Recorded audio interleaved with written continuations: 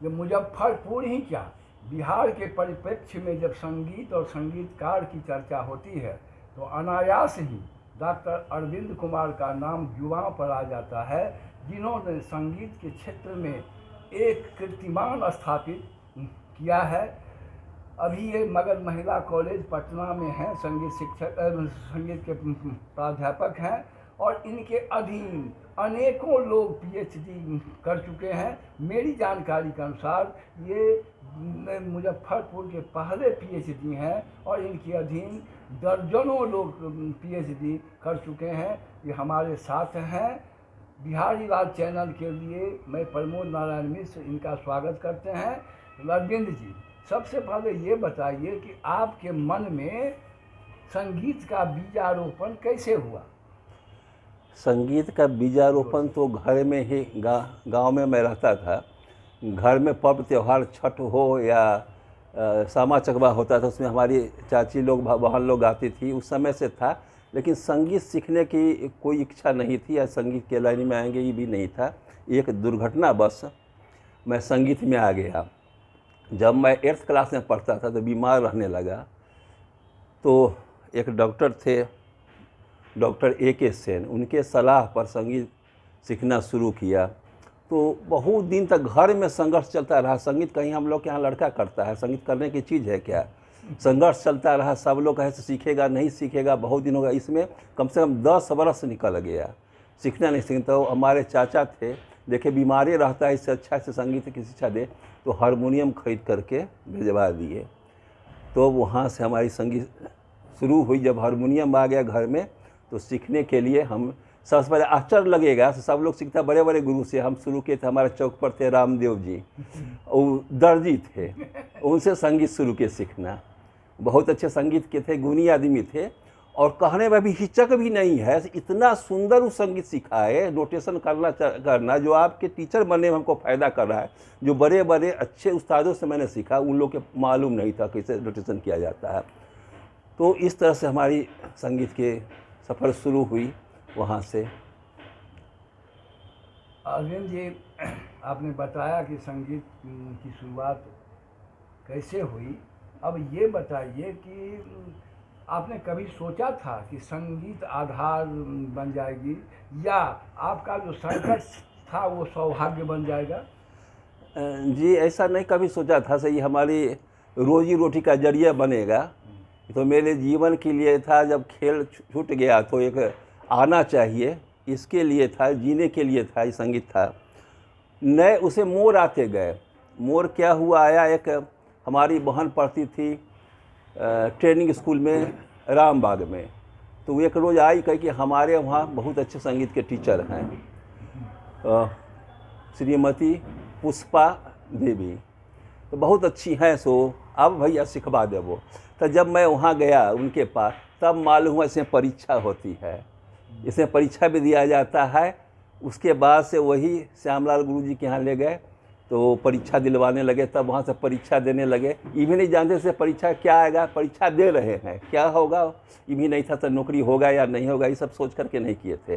जीवन एकदम मेरा था, बहते धारा जो होती जिस समय जाती रास्ता बना लेती पानी, उसी तरह मेरा जीवन चल रहा था। उसमें ये नहीं था सही करना है या वो करना, कभी टेंशन वाली बात नहीं थी आई। चल रहा है होता था। से जब पढ़ लिखने गाँव चले जाएंगे, फिर अपने गाँव में रहेंगे, खेती बाड़ी होगा, उसी में रहेंगे। तो सब बनते चला गया इधर से। सरकार की जो पहल हुई है संगीत के क्षेत्र में, उस पर आपको क्या कहना है? ये तो पहल बहुत अच्छी है। हर बच्चे में संस्कार डालने के लिए कोई कला ज़रूरी है उसके आना। अगर कोई बच्चा में कलाकारिता का गुण आ गया थोड़ा भी, तो उदंड नहीं होगा, पढ़ने में अच्छा होगा, संस्कारी होगा। और संस्कारी होगा तो वो संस्कारी होगा तो हमारे देश में अगला पीढ़ी संस्कारी होगी, सब चीज़ अच्छा होगा, सुव्यवस्थित होगा। इसलिए सब में कला का बीजारोपण होना चाहिए। अभी सरकार ने पहल की है हर स्कूल में देने के लिए संगीत कला शिक्षक, ये पहल बहुत सराहनीय है। तो कम से कम उस बच्चे में कलाकारिता की बीज अंकुरित उसी समय से हो जाएगी, तो बाद में श्रेष्ठ नागरिक बनेगा। श्रेष्ठ नागरिक बनेगा तो श्रेष्ठ देश के लिए अच्छा करेगा। आपकी कई किताबें छपी हैं संगीत पर, तो किताब छापने की प्रेरणा कैसे हुई आपके मन में? किताब छापने की क्या जरूरत थी? हमारे साथ में बहुत मेरे दोस्त थे, तो वो हर समय बोलते थे आप जो बोलते हैं उसको लिखिए। तो लिखिए, तब लिखने के लिए हम न स्त्रीलिंग पुल्लिंग का ज्ञान था, न शब्द चाहिए, शब्द का चयन भी करने नहीं आता था। लेकिन देखते देखते पढ़ते पढ़ते शुरू किया। सबसे पहली पुस्तक का ही मेरा राग एक अध्ययन, ये किताब से ही मेरा नाम हुआ सबसे ज़्यादा। और ये करीब लगभग भारत के जहाँ हिंदुस्तानी संगीत पढ़ी जाती है उसकी यूनिवर्सिटी से इस किताब की मान्यता है, वहाँ सभी बच्चे इस किताब को पढ़ते हैं। और तो रिसर्च बुक सब ज़्यादा है, लेकिन इस पुस्तक ज़्यादा लोग पढ़ते हैं, ध्यान देते हैं। इसकी अब नई प्रिंट आने वाली है। बड़ी खुशी की बात है। हाँ, दूसरी उसके बाद किताब आई है भारतीय सांगीतिक जगत को तुलसीदास का योगदान, इस पुस्तक आई है। उसके बाद है अभिषेक संगीत पल्लव, ये लेखों जो विभिन्न पत्रिकाओं में छपी थी उसका संकलन है, इसमें है किताब की। उसके बाद आचार्य जानकीलाल शास्त्री यहाँ के मानते हुए गीतकार थे, तो उनके गीतों का सांगीतिक अनुसरण करने के लिए किताब लाए हैं। उसके बाद एक किताब है वांगेकारों के रंग मुजफ्फरपुर के संग, तो अभी इस यहाँ पर है नहीं। उसके बाद लोक स्वर है, किताब ही है। उसके बाद है बजिका लोकगीतों में देव महिमा, ये सब किताब प्रकाशित है अभी तक। अरविंद जी, तो आपको भी आभास है कि किताबें बहुत छपती हैं। संगीत और साहित्य की किताब, खास करके साहित्य का जो अनुभव है, रचनाकार बढ़ रहे हैं, पाठक घट रहे हैं, किताबें बढ़ रही हैं, इसको पढ़ने वाले घट रहे हैं, इसको आप महसूस करते हैं? एकदम। लेकिन अगर बच्चों के लिए, जैसे मेरी पहली पुस्तक है राग एक अध्ययन, इतना उसका लोग डिमांड रहा, हर देश के हर कोने से लोग फ़ोन करते थे, भाई कहाँ से है, हमको भेज दीजिए, तो आता था। हम चूँकि रिसर्च बुक ज़्यादा लिखते, रिसर्च बुक आम आदमी या आम पाठक तो नहीं लेंगे ना, जो लोग संगीत में रिसर्च करते हैं वही लेंगे। उसके बाद मेरी दूसरी पुस्तक है जो अभिषेक संगीत पल्लव, ये भी खूब चली। और पुस्तक चूँकि रिसर्च बुक है इसलिए लोगों ने नहीं पसंद किया, लेकिन अभी बजिका के लोकगीतों पर जो देव महिमा, ये किताब भी खूब लोग ले रहे हैं, खूब अच्छे से पढ़ रहे हैं। तो आप यह कहना चाहते हैं कि पाठक का दोष नहीं है? नहीं, उसके अनुसार लिख रहे हैं, लेकिन पाठक की मानसिकता के अनुसार लिखना चाहिए कि इस तरह की किताब है। और रिसर्च बुक तो लेंगे ही नहीं ना, रिसर्च बुक सबके लिए काम के लिए नहीं, तो सजावटी लोग समझेंगे, जिसका उस रिसर्च पर वहाँ ध्यान रहेगा वही लोग ना उस पुस्तक को लेंगे। जैसे मान लीजिए जानकीलाल शास्त्री पर काम करना है, तो जानकीलाल शास्त्री पर खोजेंगे किताब, तो जानकीलाल शास्त्री ले जाएंगे। जिसको काम कर रहा हम लोग तो लेंगे नहीं, इससे पढ़ेंगे भी नहीं। हम लोग जानते हैं, आपने अभी कहा भी है कि घर वाले कहते थे कि तो लड़कियों का शौक है, ये तो शौक है, ये आधार तो है, आधार नहीं है। तो इस स्थिति में जो आप PhD किए, तो इसमें पारिवारिक सहयोग कितना रहा, खास करके आपकी अर्धांगिनी का? अब देखिए, अभी तब सामने बैठा करके बोलिएगा तो देना ही पड़ेगा जवाब, अच्छा नहीं था। हाँ, देखिए, जब कॉलेज में गए ना तब मालूम PhD करना ज़रूरी होता है, नेट करना ज़रूरी होता है। तो नेट किए, उसका PhD किए। तो PhD करने में थे, हमारी पत्नी भी उस समय में की हुई थी पॉलिटिकल साइंस से। तो हुआ से दोनों आदमी, कोई एक आदमी करेगा, मतलब घर के आदमी स्थिति देख करके जो रहता है, तो हुआ साफ ही कीजिए PhD।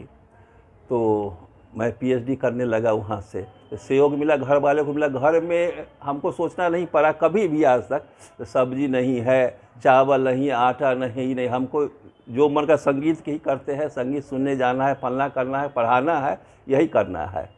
और इसके अलावा हमारे घर का कोई टेंशन हम पर हमारी पत्नी ने नहीं दी, से हम सो करे है टेंशन ही करना वो करना, ये सब नहीं हुआ। जब बच्चे बीमार है तो पत्नी दिखाई। मतलब आप यह कहना चाहते हैं कि आपके विकास में आपके धर्मपत्नी का योगदान है। ठीक। अब ये बताइए कि आपके अधीन अभी तक कितने PhD हो चुके हैं? हमारे यहाँ लगभग बुझिए से 50 से अधिक हो गए हैं। जिसमें लगभग बिहार यूनिवर्सिटी से 30 से ऊपर है, पटना यूनिवर्सिटी से 5-6 हैं और खैरागढ़ यूनिवर्सिटी से हैं उसमें। तो हर यूनिवर्सिटी से, अलग अलग यूनिवर्सिटियों से मैंने पीएचडी कराई है। लोग कर रहे हैं धीरे धीरे। जो अभी पीएचडी का जो सिस्टम बदल रहा है, आ रहा है, तो उसमें अब मैं फिट नहीं बैठता। अब सोचता हूँ ज़बरदस्ती अब लोग करना पड़ता है, क्योंकि नौकरी कर रहा हूँ तो कराना है, इसलिए करा रहा हूँ। लेकिन अब इस सिस्टम में, अभी के सिस्टम में मैं फिट नहीं बैठ पा रहा हूँ, तो अब सोचता हूँ उसको कम करूँ, धीरे धीरे कम कर भी रहा हूँ। तो यह बताइए कि आप सफल संगीतज्ञ हैं, लेकिन यदि आपकी आवाज़ अच्छी होती तो क्या और आगे बढ़ते आप? वो तो संभावना क्या है, देखिए मेहनत से आदमी कुछ भी कर सकता है, लेकिन सफलता क्या कहते हैं, कलाकारिता में मंच कलाकार बनने के लिए कोई ज़रूरी नहीं। बहुत अच्छे अच्छे गुणी लोग, अच्छे अच्छे आवाज़ वाले रह गए, कोई नहीं उनको जाना। और बहुत, जैसे कुमार गंधर्व थे, उनके सांस की बीमारी थी, स्वर पर नहीं ठहर पाते थे, और सबसे बड़े गायक बने हैं। तो कहीं ना कहीं उसमें, उस साधना में मेरी कमी रही, इसलिए मैं वहाँ तक इसमें नहीं पहुँचा, मंचीय कलाकार बनने में। और बाकी सभी सफलता मिल गई है, एक यही मंचीय कलाकार की सफलता नहीं मिली है, उसमें भी सतत प्रयासरत हूँ। कभी कुछ मरते मरते मिल जाए सफलता। अरविंद जी, आपने हमारे चैनल के लिए बहुत समय दिया, इसके लिए आपको बहुत बहुत धन्यवाद, आभार। फिर मौका मिलेगा तो फिर आपको कष्ट देने आएंगे। धन्यवाद। आप लोगों का भी आभार है बहुत साहब।